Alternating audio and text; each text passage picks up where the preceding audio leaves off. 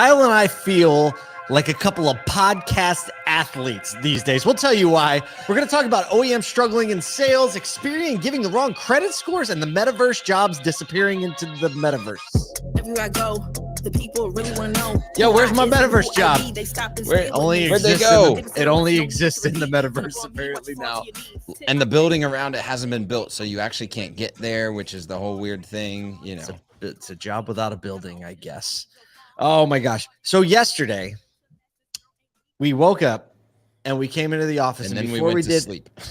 So it was like, and it was I went to bed last night and I was like, it feels like tomorrow should be Friday. Like, right. I feel like we've gotten that much done this week. We woke up, we prepped a show in the morning, in the wee hours of the morning. Then we were on the Inside Auto podcast before the day started, because it was, hosted by Auto Lead Star in Israel. And then we did this show, and then we recorded an Auto Collabs podcast with Jason Rice, and then a live interview with Todd Caputo, and then a KPI Cafe with Dane Seville. That was next, right? And then we finished the day with Danny Zaslavsky. See, I can say his last name now. Zaslavsky. I can say it. I'll say it. Say it 3 times fast. With VinQ, who is telling us about this amazing VR experience they're bringing to ASOTU. They literally filmed it and created it because we asked them, said, if you want to be a collaborator at this event, you need to come with something fresh. And so they literally got this 11K technology orb with all these 11K cameras, and they went through, they're building out this whole dealership experience. It's going to be amazing. And you can check it out at ASOTU through the VR. He's like, it's not hokey. And if we know them, they don't make hokey things. So that was yesterday. And it was like six. We generated like 4 hours of content. I feel like a professional podcaster, Kyle. I know. I think we can. Maybe I think we are for a living. We should think about doing that. Well, we're so glad that so many of you jump in with us in the morning. It really does energize us, right? We got to the end of the day and we were like, I feel energized by these conversations. The nature of collaboration going on inside the automotive industry is next level. And we kind of see it inside these conversations, and we can't wait to share them with you because, man, people be collaborating. Everybody is pushing the boundaries of what it looks like to work with each other, whether that be industry partners with dealers or industry partners working together to make solutions. Or, I mean, it's all over the place. And I'm thrilled by it. I think this has always been the heart of auto, but we're starting to see it on a whole new scale, recognizing that if we don't do things like this, then we will just run out of steam. And it's just, I wrote it last night. It's like, this is the energy that I feel like we need in this cultural moment of automotive. This is the moment. You're so right. All that stuff that we're talking about, you can go to autocollabs.com or just search it on your favorite podcast platform and subscribe, because all these interviews we're talking about are about to start dropping even more this week. We have some in the queue already. Damon Lester's dropping. Jim McKelvey's dropping. Co-founders Square. It's going to be nuts. And all these people are going to be at ASOTU. Ticket sales are picking up. If you're a dealer or industry partner and you want to jam with us for just 48 hours in Philly, please go to ASOTUcon.com and get your tickets. We're releasing more schedules, sessions, but it is going to be, just look at the list of speakers and be like, oh, this is going to be a thing. But I know every time, we've said this before, but every time I look at the list of speakers, I'm like, golly, I know. Why do I have to be locked in one room at one time? Right. Impossible to see all the sessions. Unbelievable. It is. But we have the automotive universe is still turning and still ticking. And we have a few stories today that we found interesting. We hope you find interesting too, because that's our goal on the show, right? We can't talk about all the news, but this is this kind of came out yesterday in one of our interviews. What we do on the Automotive Troublemaker in the morning, whether it's this or the audio version, if you watch it, download the audio podcast, have it there in your ear if you need it. You can listen to it on 1.5 speed because we don't talk that fast. Not that bad. It's basically, we consider it an approach angle, right? We want to try to orient the auto industry to approach retail automotive from a retail, pop culture, an economic perspective, and an angle that kind of considers all the things and comes in through that lens. There are a lot of ways to approach it. We don't want our heads down. We want them up. So what we try to do in the show is to give you that approach angle. So let's get to our first story. This one from Automotive News this morning. July U.S. light vehicle sales down 11%. Toyota was down 21%. Honda, dang, they were down 47%. Mazda 29%. And this marks 1 year of consistent down months for Toyota and Honda. Hyundai and Kia, it's their 5th month down. And they say a Toyota's down to a 16-day supply. Wow. So it's not all bad news. We're going to contextualize. It's not bad news because obviously we have there's a downturn in sales, but I wouldn't attribute that to demand particularly. We're still seeing issues with availability. So when you think about 14,000 vehicles for Toyota in stock at dealers, I think aren't they like somewhere in like the 1,700 dealers in their network? They're a larger portion. We'll look that up, but we'll find out and maybe let you know tomorrow. But they've got a lot of dealers. So when you start to break that down, that's like 10 cars a store on the ground on average. That ain't normal. That ain't normal, folks, right? So just availability, I think, is playing a lot bigger of a factor in sales volume. 1,200 Toyota dealers. 1,200. Got it. 1,200 Toyota dealers in the U.S. Yeah. So quick math is like 14 cars per, not even 14, 12 and a half cars per rooftop. So, that's not anything to write home about. And availability is still stifling the ability for purchasers to enter the market right now. And purchase. So I think that's a differentiator for sure. So, personally, I just purchased a new car and had to wait 2 weeks for the next ground stock to arrive. So, and that's from a dealer that I know. Like, it wasn't like that was the Kyle Mountseer favor call directly to the top. Yeah, exactly. Yeah. So, so here's just interestingly enough, Charlie Chesborough, who will be at ASOTU. It may or may not be why I included this quote in the What? So he's a senior economist at Cox, right? Yes, at Cox Automotive, and works alongside Jonathan Smoke and a lot of other economists. And his quote is, "There are plenty of headwinds pushing against a notable recovery in sales volumes. Rising interest rates and low consumer sentiment are keeping many potential buyers out of the market.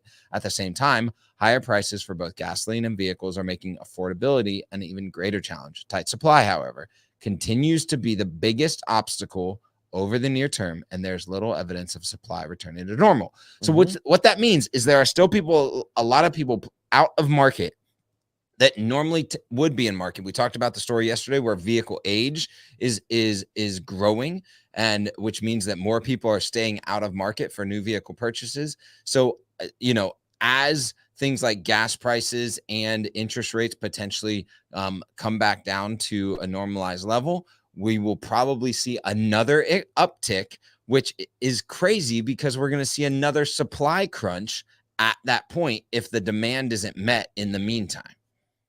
Little bright spot. Hybrid and plug-in hybrid sales rose 12% at Hyundai and 86% at Kia. So a little indicator there that people are leaning in those as you get them, right? As they're available, people are buying them. Also, a little notable fact, the average interest rate in June or July was 5.5%. And the average loan term, this one got me a little bit, 71 months is the average loan term. Wow. Oh, wow. Look at this. So Brian Ortega, Toyota dealership, just noted that they have no Camrys or Corollas, which are the highest sellers in those maybe outside of the RAV4, right? Because of the small crossovers. But that's a pretty stark reality for a Toyota dealership. But yeah, sorry to interrupt the no, do it. Thing. Do it. Hey, look, real time input from a dealer. Let's put it on the screen. Put it on the screen. Let's go. So, like our takeaway from this is kind of keep calm and carry on. Like, okay, this is news. It's good to keep your head up, good to understand what's going on. Not that it should really change much of what you're doing. And really just make sure your operations are tight. Make sure your service is running tight. Make sure that you're taking really great care of the people and doing right by them, what their trades and what you're selling the cars for. And, that's a long game. Everybody still stuck in my head from Clubhouse last week. Just choose not to participate. Right? Choose not to participate in the mayhem, in the recession, in the rhetoric. Choose not to participate. In the just mentality. Keep rolling, like push. Let's go. I mean, you did mess up my segue though, because I was talking about interest rates, and then I'd be like, speaking of interest rates, stop. This is the first time I put two articles together thinking specifically of a segue. You pre-planned a segue. That's impressive. It's just now that the other mechanics are becoming a little bit normal, right? I can start to get a little fancy and pre-planned segues so Kyle can throw a monkey wrench at them. And then I'll just like drop a grenade in the middle of it. That's how we roll. So interesting Wall Street Journal article. Experian reported that they delivered inaccurate credit scores to millions of customers, affecting rates. Yep. So say millions of customers seeking loans during a 3-week period earlier this year. It just came out. Bank executives and some other familiar with the situation said between March and April, erroneous scores on people applying for auto loans, mortgages, and credit cards to banks and non-bank lenders, big and small, including banks like JP Morgan, Wells Fargo, and our automotive friend Ally Financial. Rates average a 20-point difference either way, higher or lower. And so get this. So the CEO of Equifax, he acknowledged it and he said, it was a coding error. Like, it was a coding error. The impact, he said, but the impact's going to be quite small. It's not something. This one got me. This next line. I mean, this is a shareholder line. This is a CEO delivering a line to the shareholder, but he may have forgotten that like the public might actually hear that. He says, it's not something that's meaningful to Equifax. So it's not something that's meaningful to Equifax. So, but like, people's credit, the rate that they got could have been affected by it. And they said in some instances it was very small amount. He's like, it's not meaningful to Equifax. And then they kind of like in the article, they dive into some more data. And they did say like in some cases, people with 0 credit score actually got graded at like a 700. No. Wow. So this is where like why all the credit unions out there are like, see, absolutely. That's why we have people read the credit report and look into their history and actually read the credit app. And all of the like pass-through banks are like, skirt, So I mean, it's look, an interesting proposition. I am guessing like overall scope of lending. Most of these people probably still got approved. Maybe there was a little rate difference. It might have affected like some local lenders or dealers or smaller mortgage lenders that couldn't go find and book that somewhere else if for some reason it was lower. So the overall impact. But you still got to think like that a coding error could potentially disrupt the lending industry for 3 weeks. They didn't even realize. Well, they didn't even realize it until now. It's nuts. I think, I mean, you think of someone with no credit score getting graded at a 700 and being really happy, but the reality is that credit scores exist for a reason. And some of those people who got loans probably can't afford them. Right. And, that could put them in a hardship. I mean, that's a whole other conversation about personal responsibility that we're not going to get into here. Right. Exactly. But at the same time, again, just to be aware that this is going on and to just pay attention and to know what's up. I'm sure Equifax will be just fine. But yeah, like your point, like things can affect this industry that we don't even realize, which just highlights the importance of being a good, solid, holistic player. Well, and I think this is just another lesson in educating your people to educate your customers. Just making sure that no matter what time it is, that there's an understanding around credit, like a solid understanding, not just about credit scores, but about what's in credit, how credit is grown or where credit issues come into play, where it's not just like, oh, that's bad credit or, oh, that's good credit. And, that kind of used to be reserved just for the finance manager. It was something that was kind of held sacred. And I think that this is a case in point on the more you can educate your people across the dealership, the more they're going to be able to practice empathy with customers, no matter what you're telling them. And so just a reminder there to give your people the capacity for empathy by educating them on what credit really is, both for them personally and for their customers. It's really good. I'm trying hard. Thank you. Thank you. Thank you. Thanks for telling me. It's like the old, it's like when somebody's like, I love you. And the other person's like, thank you. Thank you. Oh, man. Speaking of things that everybody was loving in the spring. Stop. Segue. Time. Earlier this year, our good friend Zuck, we'll call him our good friend. I don't know if, we're not really on Facebook. I think he agreed. Well, you're probably Facebook friends with Zuck. Yeah. Remember back when you log on, he was the first one that was suggested. First one. That's true. We're That's friends, true. man. We're real But he friends. can only have 5,000. So I might have been in there because I was, early adopter. But all right. So, they announced that they were moving to their name to be this global brand called Meta. And all of a sudden, like within a 30-day period, it was like everybody and their brother was talking about the metaverse. 18 billion job openings around building in the metaverse, constructing in the metaverse. All of that happens. And like, it's this massive, actually, it's funny. I was listening to a comedian last night and he was like, and 8 seconds later on social media, someone came along with a cute bunny video, right? And then we all decided to forget about it. And that's kind of what this feels like. So metaverse job openings across job boards are down 81% between April and June. A report from Bloomberg highlighting Revelio Labs study showed that postings for jobs related to the metaverse dropped during that time. And it's really interesting to see like this stark difference in people going, we're all in. Well, I don't know about that. But I got this other thing I got to deal with first. All right. And we were just talking about this in one of our podcast interviews. Who were we talking about with Brian Kramer developing? Basically Brian Kramer goes and does a transaction in the metaverse and then goes and tells all of us like, we weren't even ready for it. Yeah, like, we made it happen as part of stretching out and seeing what is possible, but then realizing like we're not ready for this. Apparently, the Meta realizes the metaverse isn't ready for all the people.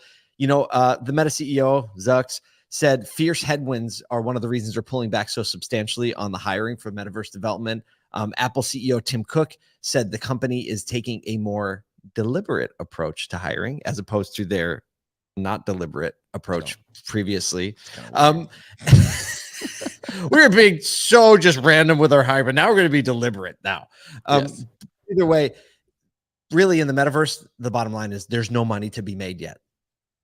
There just isn't. There isn't mass adoption, right? There's not mass adoption. The money goes where the people go. And it does. And the people go aren't there going to the metaverse yet. And so the revenue opportunities are down. And so again, like we've said in the past 3 things, pay attention, listen, watch, understand as much as you can, but take measured approaches to both innovation and change. Not that you shouldn't stretch yourself like Brian Kramer did by doing the transaction in the metaverse. You should stretch. You should push the boundaries, especially every once in a while, because it allows your brain to think outside the box.